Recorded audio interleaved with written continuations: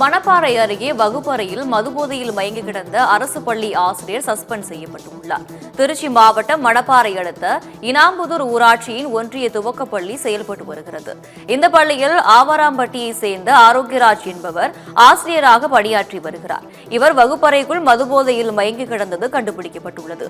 ஆசிரியருக்கு மருத்துவ பரிசோதனை செய்யப்பட்ட போது அவர் மது அருந்தி இருந்தது உறுதி செய்யப்பட்டுள்ளது.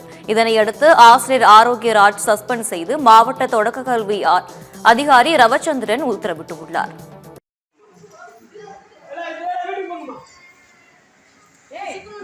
இதுதான் எங்களோட ஸ்கூலோட நிலவரம்.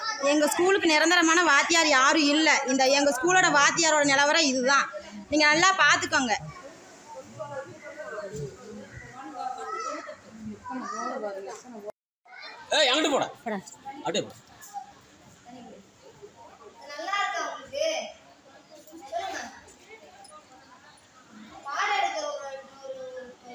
உட்கார முடியல அந்த வாத்தியார்னால.